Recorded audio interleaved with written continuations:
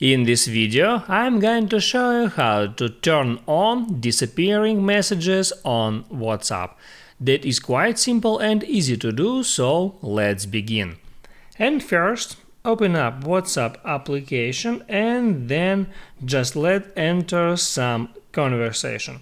Now here you can turn on disappearing messages for a specific conversation. In order to do that, just tap at the top at recipient's name and then tap right here at disappearing messages. Now there you can switch message timer from off to 24 hours, 7 days or 90 days. I can set the timer to 24 hours and all new messages will disappear from this chat for everyone after the selected duration. And guys, that's it. If this video helped you out, don't forget to like and subscribe.